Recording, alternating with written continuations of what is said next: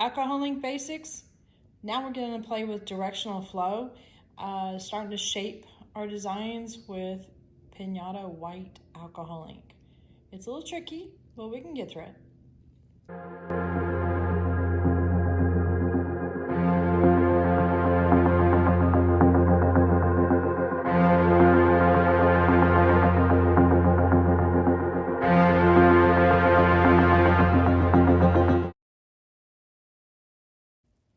Okay, so let's start showing some direction.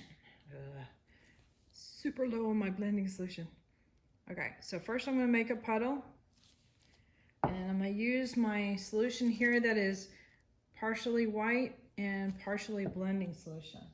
I'm going to come at an angle with the dryer, and we're going to herd these guys away from us.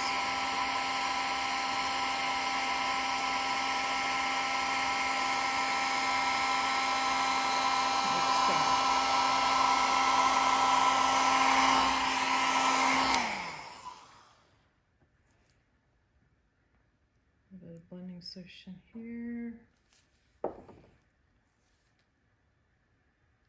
Couple drops there. I'm really at an off angle. And I'll bring it out on camera so you can see how I'm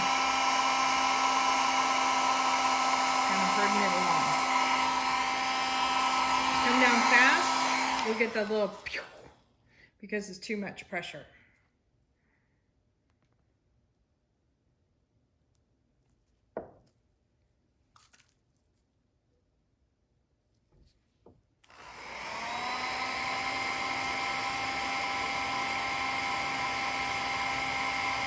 There's a little texture on the paper now, and it's going to want to kind of gravitate towards the texture.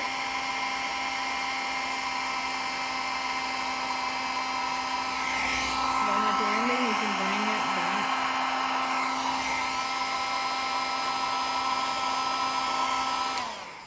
Okay, we're going to make the puddle a little smaller this time. All right, and a couple of drops. Well, let's try 2.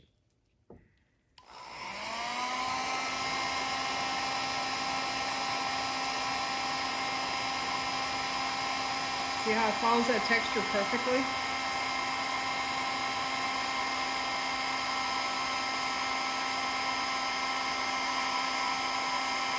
And my angle is like this.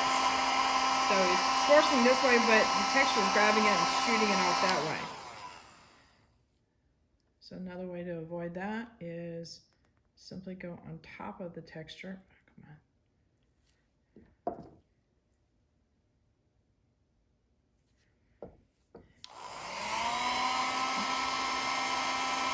And that way you can pop over.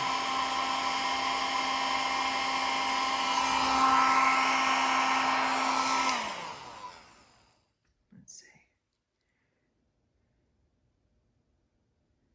If I can do a straight line.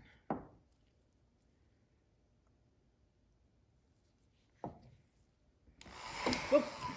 Don't blending solution, I almost fell down. All right, I'm really off the paper.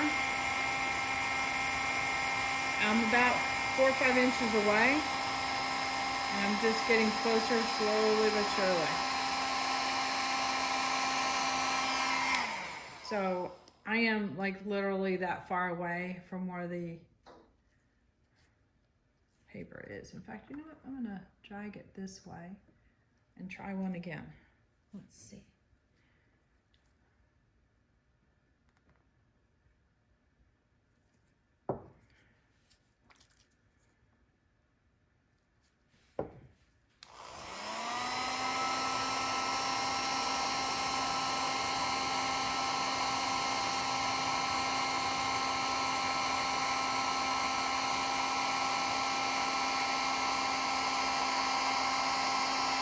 Follow that texture.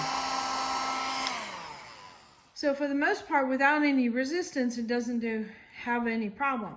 With a white though, it seems to really accumulate the particles on the paper, so it feels that texture big time.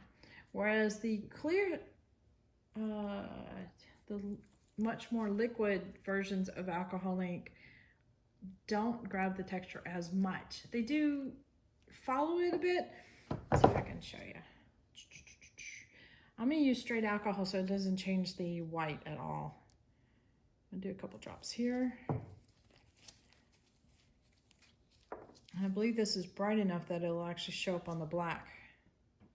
I'll do 2. See how that glides directly over top of the texture with no problem?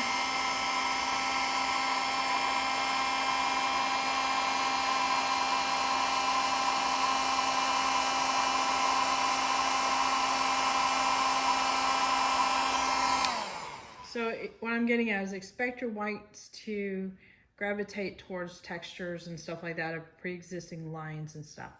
So when you plan your pieces, either plan like a lot of wispy sections that can overlap each other easily, or if you're doing lines that you have enough layers for these lines to eventually create your pattern that you want.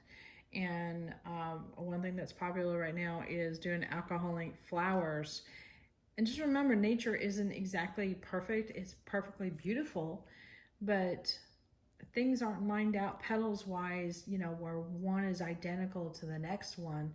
They all have their unique traits and stuff like that. So it's okay to have different petals, different shapes and varieties, but just keep working it in layers, and you can create your flowers rather beautifully. So embrace the uniqueness is what I'm saying.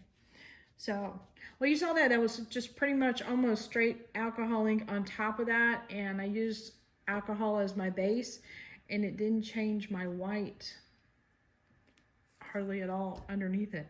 In fact, I don't think it changed the white at all.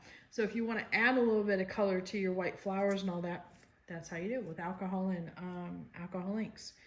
But if you want to manipulate your whites, use this guy. It'll be your friend. So, all right. I think that's it. Thank you.